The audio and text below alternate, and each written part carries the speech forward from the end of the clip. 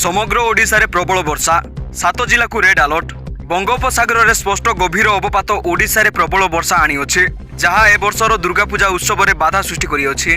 गोपालपुर निकट में यह गभीर अवपात ओडिशा उपकूल अतिक्रम करिअछि एवं यह उत्तर पश्चिम दिगरे दक्षिण ओडिशा देई आगकू बढ़िबो।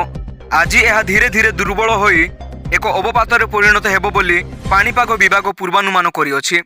एही अवपात जोगु राज्यर विभिन्न अंचल में प्रबल वर्षा जारी रही।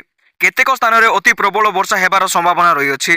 भारतीय पाणीपाग विभाग शुक्रवार पर्यंत 7टी जिला यथा कोरापुट, कलाहांडी, कंधमाल, रायगड़ा, गजपति, गंजाम एवं पुरी को प्रबल अति प्रबल वर्षा पाई रेड अलर्ट जारी कर यह सहित 16टी जिला को ऑरेंज अलर्ट एवं 7टी जिला को हलदिया अलर्ट जारी कर सुंदरगढ़ जिला को आज अति प्रबल वर्षा पाई ऑरेंज अलर्ट जारी कर बेले आसंता काली प्रबल वर्षा संभावना रही। एही प्रबल वर्षा जोगु राज्य में दुर्गा पूजा उत्सवर मंथर होइछि।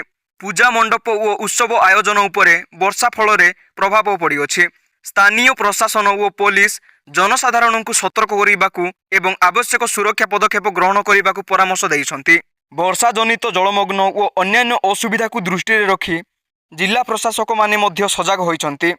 पाणीपाग विभाग लोकमानंकु निम्नांचलरू दूरेई रखिबाकू एवं वर्षा समय यातायात रे सतर्कता अवलंबन करिबाकू कहिसंती। एही परिस्थिति आसंता किछि दिन पर्यंत राज्य रे वर्षा जारी रहिबो बोली पूर्वानुमान करा जायछि।